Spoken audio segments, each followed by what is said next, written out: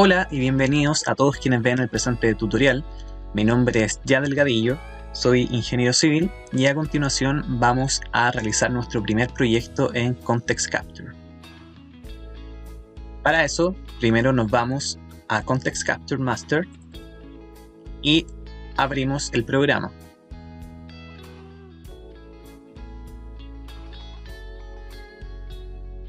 Bien, vamos a crear un nuevo proyecto, por lo tanto seleccionamos New Project. Acá indicamos el nombre del proyecto.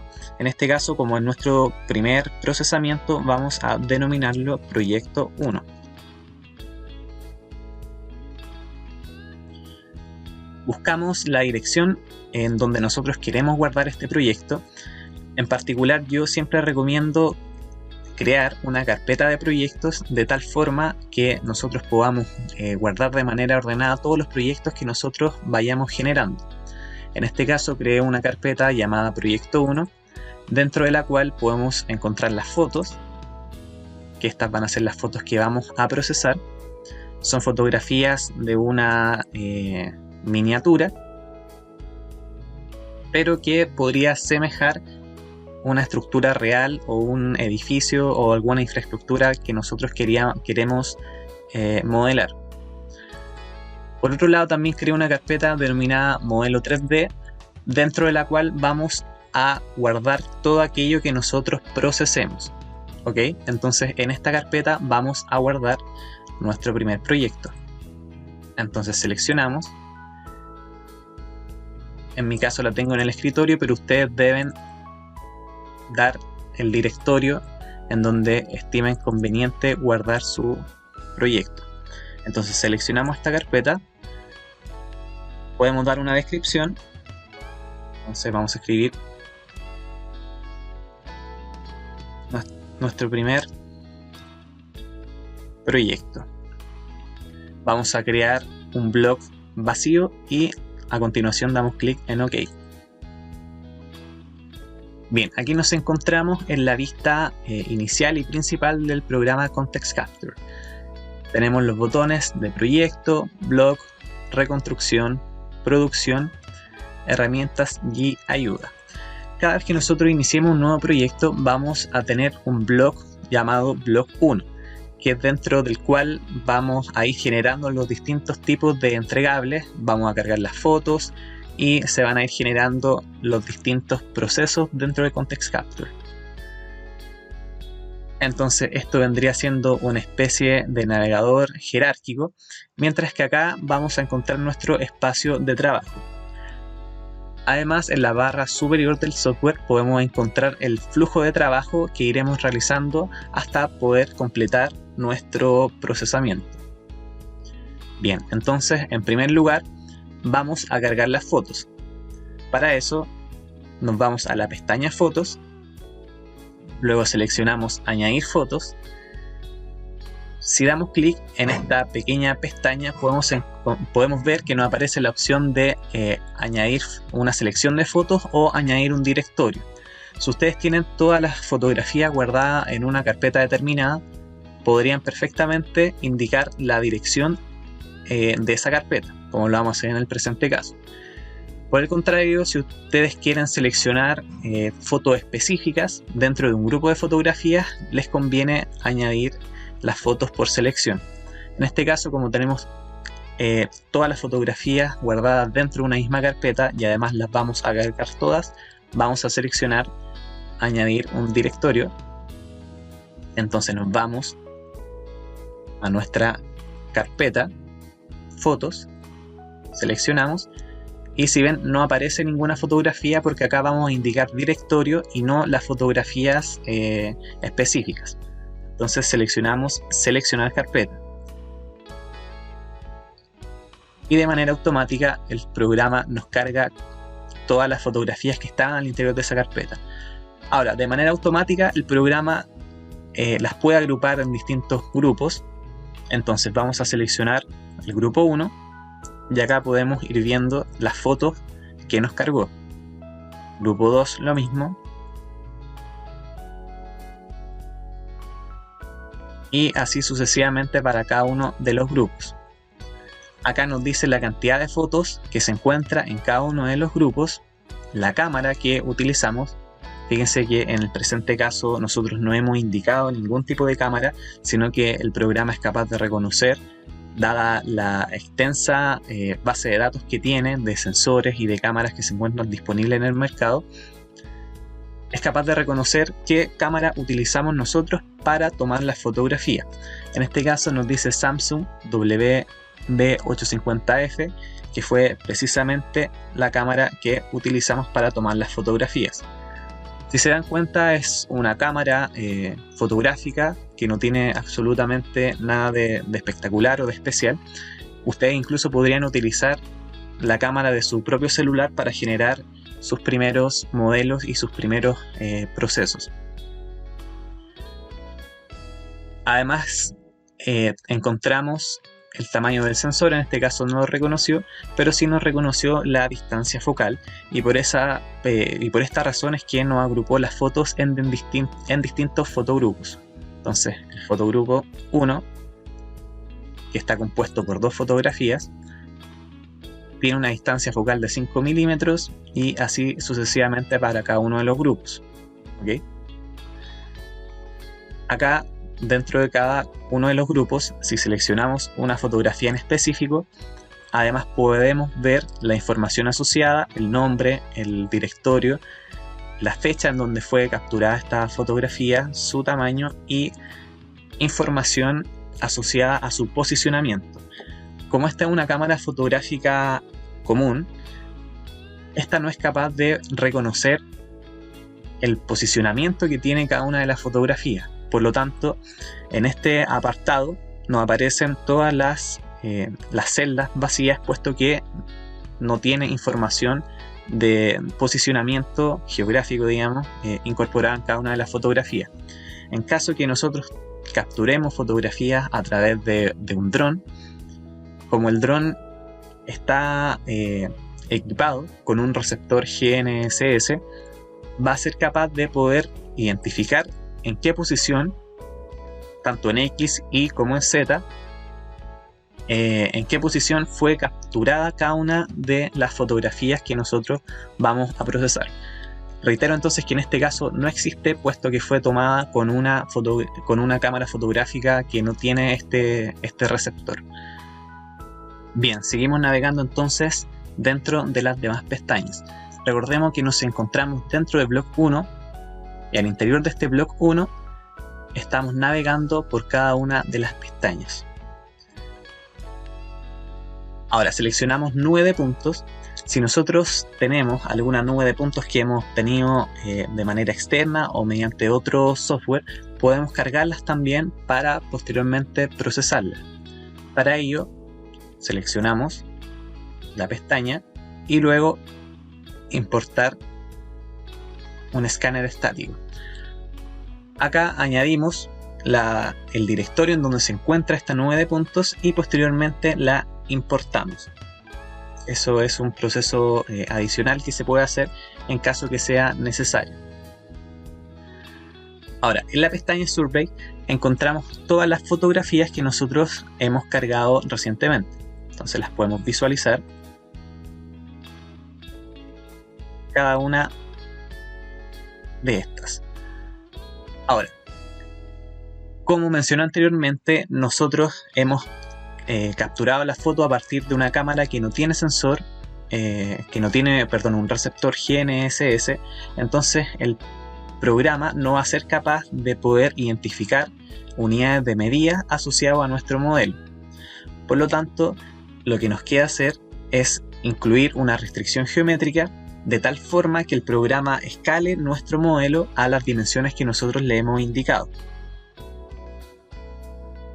Para estas fotografías yo medí personalmente la distancia que existe entre este punto y este punto, y por lo tanto yo ya conozco la distancia que existe entre dos puntos de las fotos que vamos a procesar. Entonces, para poder indicar esa restricción de escala, primero nos vamos a Survey Points y seleccionamos añadir. Como vamos a indicar puntos de conexión, puntos de enlace, indicamos en tipo un type point, que es un punto de enlace, pero también nos da la posibilidad de añadir un punto de control. Estos puntos de control se utilizan esencialmente en proyectos topográficos en donde nosotros debemos poder ubicar ciertos puntos en el espacio de tal forma que el modelo quede, entre comillas, amarrado a estas dimensiones y el programa sea capaz de escalar a su vez también el proyecto a las coordenadas conocidas que nosotros estamos indicando a partir de los puntos de control. Ese no es el caso del presente proyecto y por lo tanto vamos a indicar un type point. Entonces, como nombre vamos a dejar el que viene por defecto y creamos el type point. Ahora debemos indicar un punto. Si se dan cuenta, automáticamente al ingresar este type point me da la opción de poder ubicar un punto dentro de la fotografía. Entonces vamos a seleccionar este punto que fue donde nosotros realizamos las mediciones y posteriormente damos clic en aceptar posición. Luego vamos a crear otro type point, punto de enlace, y se va a llamar type point 2. Damos clic en crear y seleccionamos el otro punto. Acá yo no estoy presionando nada sobre el teclado, sino que automáticamente me aparece este círculo amarillo. Entonces lo que vamos a hacer, lo vamos a tomar y lo vamos a desplazar hacia nuestro punto de interés, aproximadamente en ese punto, y luego damos clic en aceptar posición. Entonces de esta manera nosotros hemos indicado dos puntos conocidos dentro de una fotografía y posteriormente indicaremos la distancia que existe entre esos dos puntos. Ahora, para poder hacer válida esa restricción geométrica debemos seleccionar al menos en dos fotografías estos type points. Entonces, como se ven en este panel de navegación, tengo el primer punto de enlace que nosotros ingresamos de manera manual y el segundo punto de enlace y las respectivas fotografías en donde se encuentran cada uno de los puntos. Y además acá abajo me aparece con un check verde indicando que fue procesado con éxito. Vamos a seleccionar otra fotografía y vamos a indicar nuevamente estos puntos de enlace. Estos deben ser los mismos que nosotros seleccionamos, solamente que ahora lo estamos haciendo desde otra perspectiva. Entonces me voy al type point 1 y nuevamente ubicamos, posicionamos este punto de manera manual en dicho punto conocido, aceptamos la posición y acá me añade el nuevo punto para la fotografía que estamos procesando actualmente. Fíjense que antes era la 53 y ahora estamos en la 54. Repito el mismo procedimiento seleccionando el type point 2 y repetimos exactamente los mismos pasos. Tomamos, lo ubicamos en un punto conocido, aceptamos la posición y de esta forma ya hemos indicado los dos puntos de conexión o puntos de enlace en al menos dos fotografías. Ahora lo que nos queda hacer es añadir esta restricción geométrica que mencioné anteriormente. Entonces vamos a restricción, vamos a añadir una nueva restricción y esta restricción va a ser una restricción de escala, de tal forma que yo pueda indicar dos puntos y la distancia que existe entre ambos puntos. Por lo tanto, en el punto A vamos a seleccionar el type point 1, que es el que nosotros ubicamos hacia el lado izquierdo, ahí están los nombres, y el type point 2, que está en el lado derecho. Y la distancia que existe entre ambos puntos es de 1.6 centímetros. Fíjense que nos tenemos distintas unidades de medida, podrían ser también 16 milímetros. Y apretamos aceptar. Entonces, de esta forma, nosotros estamos dando una condición de borde para que el programa procese las fotografías teniendo en cuenta que la escala del proceso, del modelo, debe cumplir con la restricción que hemos indicado. Bien, entonces, en este apartado ya finalizamos nuestro trabajo antes de procesar. Seguimos con la pestaña de data adicional. Esto lo vamos a dejar por defecto. Y aún no tenemos habilitada la vista 3D porque no hemos realizado la aerotriangulación. Bien, entonces una vez que hemos realizado todos los pasos que se han mencionado, volvemos a la pestaña general y nos dice comenzar la aerotriangulación. Antes de comenzar esta aerotriangulación debemos abrir Context Capture Engine, que es el motor que utiliza Context Capture para poder procesar las fotos. Entonces, una vez que ya tenemos abierto el motor, entonces podemos comenzar la aerotriangulación. Para esta versión nos pregunta si queremos realizar la aerotriangulación a partir del motor de Context Capture o a través de la nube. Pero esta opción de nube solamente está para una versión más de pago, puesto que la opción gratuita solamente es gratis por 30 días. Entonces damos clic en procesar con el motor de Context Capture. Se nos abre a continuación la siguiente ventana, en donde tenemos el bloque 1, aerotriangulación, que es un nombre por defecto. Nosotros podríamos cambiar este nombre si queremos.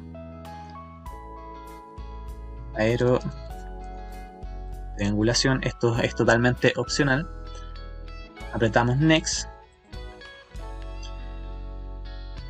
Acá, como nosotros hemos indicado esa restricción geométrica, entonces vamos a decir que el posicionamiento está dado a partir de una restricción de puntos de enlace ingresados por el usuario. Vamos a dejarlo de más por defecto. Apretamos Next. Y en este caso también dejaremos en un primer momento todas las opciones que nos vengan por defecto. Entonces procedemos a hacer el procesamiento de la aerotriangulación. Algo personal es que yo siempre que proceso las fotos me gusta abrir el administrador de tareas para poder ver el rendimiento del equipo. De esta forma podemos ver que para la aerotriangulación está usando esencialmente el procesador.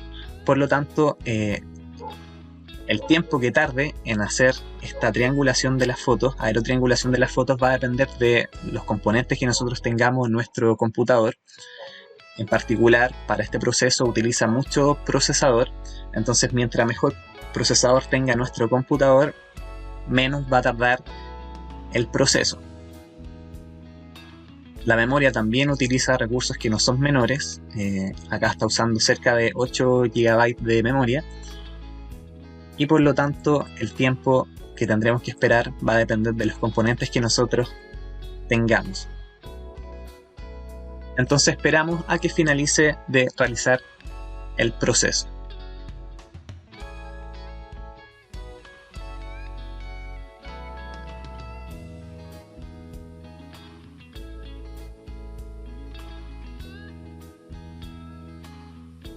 Bien, ha finalizado el procesamiento de la alineación de las fotos o aerotriangulación de las fotos, y entonces podemos ver en la pestaña general, dentro del bloque de aerotriangulación, el resumen del proceso. Nos dice que 9 fotos no han podido ser, no se pudieron usar para la reconstrucción, y además podemos ir viendo, por ejemplo, distintos reportes que nos genera Context Capture. Primero es el reporte de adquisición, en donde nos indica que de las 63 fotos solamente pudo calibrar 54 de ellas, correspondiente al 86% del total, y que 9 fotografías, como bien nos indicó en esta advertencia, no fueron usadas para el procesamiento, y acá nos indican las fotografías que no fueron consideradas en el proceso. Ahora nos dice que no usó esas fotos porque ya estaban estas otras, entonces en el fondo no las consideró para realizar el procesamiento. Este reporte lo podemos exportar a PDF, que siempre es útil tener un respaldo de toda esta información. Entonces como ejemplo lo vamos a exportar a PDF y lo vamos a guardar en la carpeta nominada Proyecto 1, o bien lo podemos descargar directamente fuera del proyecto donde estamos. Esto ya es opcional, reitero, y seleccionamos guardar. Nos pregunta, nos dice que fue creado con éxito, y como está seleccionado la casilla de abrir, vamos a colocar OK, y nos va a abrir de manera automática este resumen. Entonces ahí ya tenemos respaldado esta información del proyecto. Y además nos da un reporte de calidad. Este reporte es muy importante, sobre todo cuando se realizan levantamientos de infraestructura, ya que nos entrega un mayor detalle acerca de los errores que existen en el posicionamiento de las cámaras, o también la cantidad de fotos que existen en cada punto, por cada punto. Bien, en este reporte vemos el nombre, el total de fotos, vemos el área cubierta, la escala, la cámara que se utilizó, el tiempo que demoró el proceso, en este caso fue 1 minuto con 51 segundos, y además otras informaciones asociadas principalmente a la cámara. Los puntos, los type points o los puntos de enlace, que fueron 5.173 puntos. Acá vemos un poco la distorsión que tiene la cámara para cada una de las fotografías con determinada distancia focal.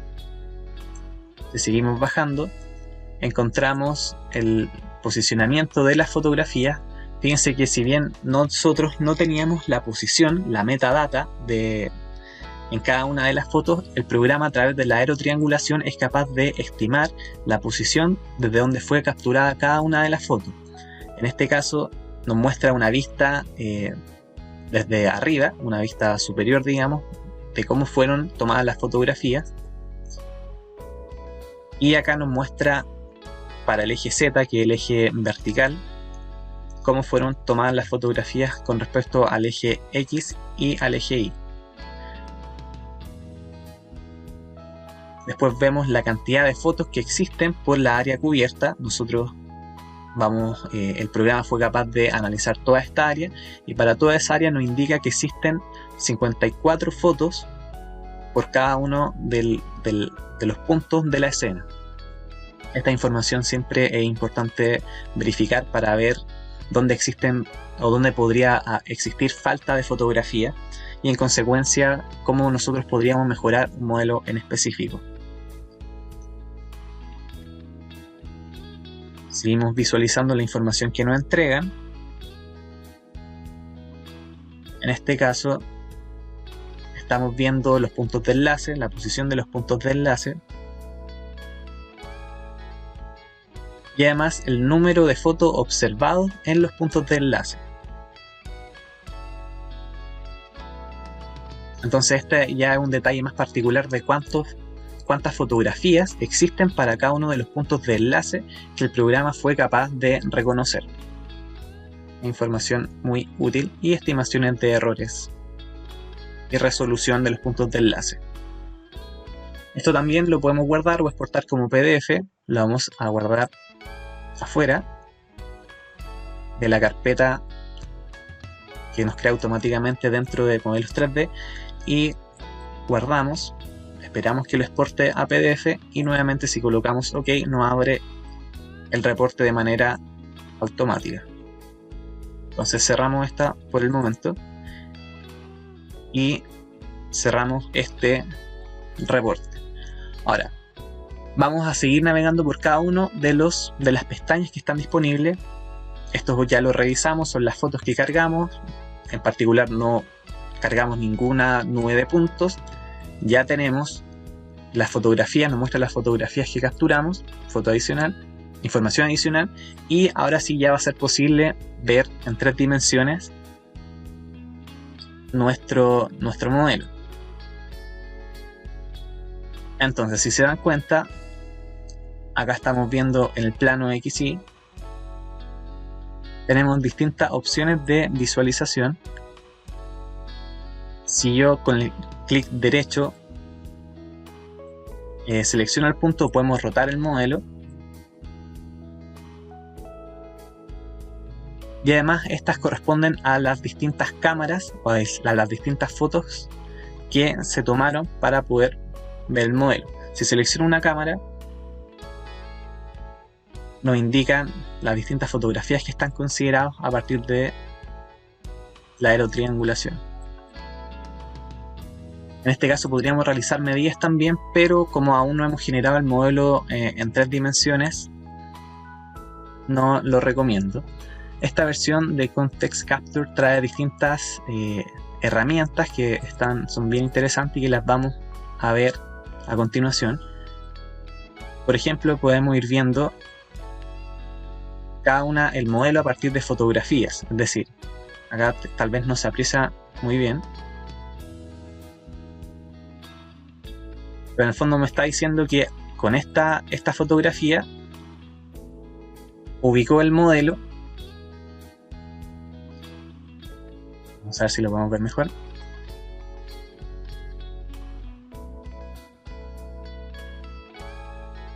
En resumidas palabras, podemos ir navegando a través del modelo a partir de las distintas fotografías que nosotros capturamos. Esto probablemente se vea mejor cuando ya hemos capturado o hemos generado, perdón, el modelo en 3 dimensiones.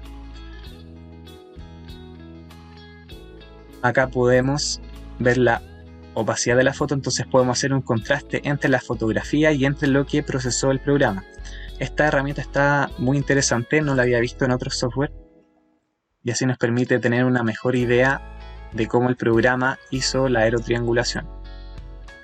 Si ya no queremos ver esta herramienta, simplemente las deseleccionamos. Y esta es para poder ver el modelo a partir de puntos específicos de interés. Por el momento no la vamos a utilizar. Bien, entonces ya tenemos la aerotriangulación de las fotografías. Fíjense que cada una de estas pequeñas tomas fotográficas que vemos nos indican la manera en cómo se realizó la captura de la fotografía. Para obtener buenos resultados, siempre nosotros debemos abarcar todo el contorno en este caso de la figura, pero si lo extrapolamos, debemos abarcar todo el contorno de la estructura o infraestructura que nosotros estamos levantando, y además un punto de dicha infraestructura debe aparecer a lo menos en 2 fotografías.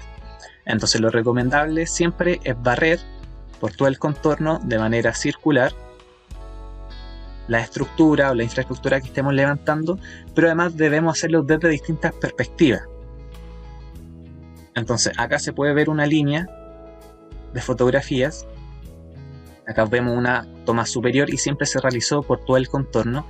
Entonces así nos aseguramos que estamos capturando las distintas partes de nuestra infraestructura o estamos capturando un punto específico a partir de distintas perspectivas, y por lo tanto nosotros somos capaces de darle mayor información al programa para que posteriormente éste realice la reconstrucción del modelo con mayor información y así no nos queden espacios vacíos.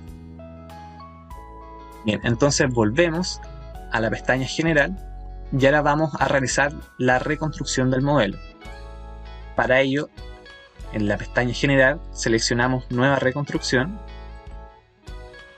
Queremos realizar una construcción en 3 dimensiones, así que seleccionamos la primera opción y se nos habilita una nueva ventana. En este caso tenemos la pestaña general, después el espacio de trabajo, que es lo que nosotros queremos procesar. Entonces acá tenemos distintas herramientas que nos permiten ver el área que va a considerar para realizar la reconstrucción del modelo 3D.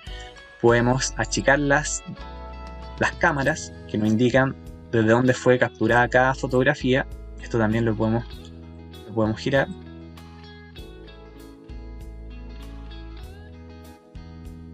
Y la última opción nos permite editar, agrandar, achicar o extender la caja que va a procesar el programa. Entonces podemos extender el área de cobertura de esta forma. podemos agrandar o achicar según las necesidades que nosotros estimemos convenientes. Entonces lo vamos a dejar. Vamos a agrandar. Y esta área, todo este volumen, va a ser considerado en el procesamiento. Acá nos indica que va a utilizar aproximadamente 5,7 GB de memoria RAM para el proceso. Seguimos navegando por las pestañas. Estas las vamos a dejar siempre por defecto. Hasta el momento no vamos a generar ninguna modificación. Volvemos entonces a la pestaña general y ahora sí generamos la nueva producción. Lo vamos a hacer nuevamente utilizando el motor de Context Capture. Se nos abre la siguiente pestaña en donde vamos a ir indicando toda la información. Podemos dar un nombre, por ejemplo, modelo 3D. Si desean, se puede añadir una descripción. El propósito va a ser un mallado de 3 dimensiones, pero también podríamos generar una nube de puntos 3D, una ortofoto y distintos otros entregables. Para el presente caso, como en nuestro primer proyecto, vamos a generar una malla en 3 dimensiones. Siguiente, acá nos pregunta el formato que va a tener este modelo en 3 dimensiones, también lo vamos a dejar por defecto. Y las demás pestañas relacionadas a la calidad de las fotos, etcétera, también la vamos a dejar por defecto. El nivel de detalle también, si ustedes desean y si tienen los componentes necesarios en su computador, pueden tener un mayor nivel de detalle. Por el momento lo vamos a dejar por defecto. Siguiente, este es el espacio o la extensión que va a considerar para el procesamiento. Nosotros ya la modificamos, así que la dejamos tal cual está. Y la carpeta de destino también reconoce o va a tomar en primer lugar la carpeta en donde se encuentra guardado nuestro proyecto. Bien, entonces una vez que ya tenemos toda esa información lista, procedemos a realizar el procesamiento del modelo en 3 dimensiones.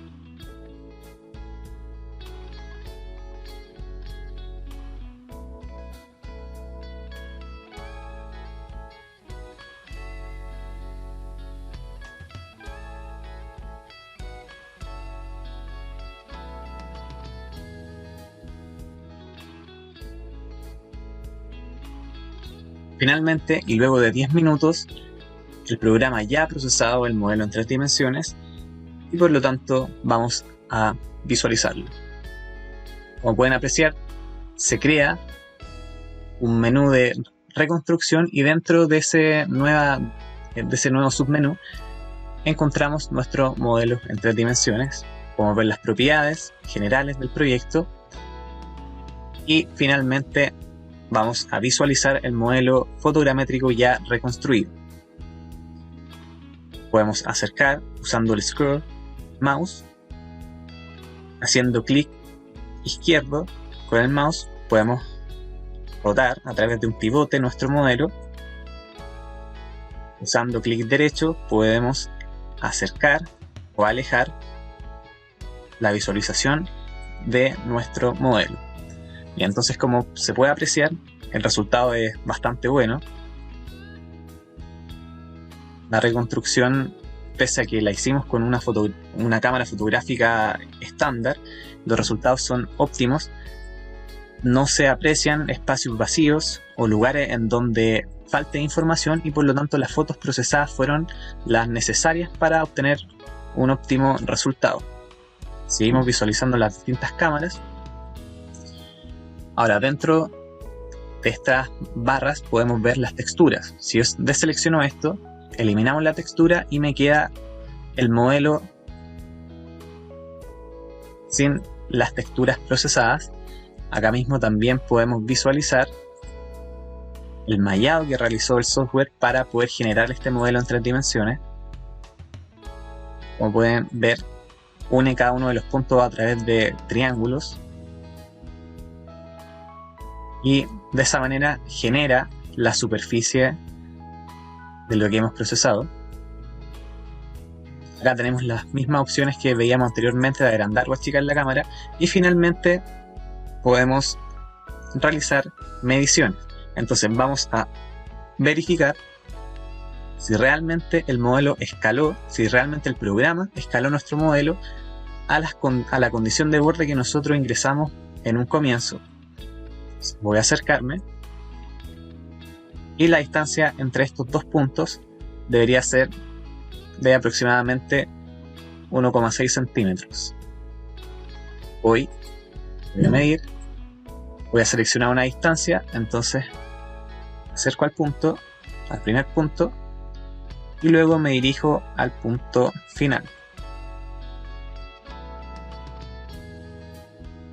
Como se puede apreciar, da una distancia de 1,58 centímetros, que es prácticamente lo mismo que 1,6 centímetros, ahí depende mucho de la definición que tengamos, pero sigue siendo una buena estimación, teniendo en consideración que el software confeccionó este modelo a partir de las estimaciones de las posiciones de las distintas cámaras, y eso solamente a partir de fotografías. Podríamos también calcular superficie o volumen. Vamos a limpiar. Supongamos que queremos medir esa superficie, entonces el procedimiento es el mismo. Selecciono los puntos,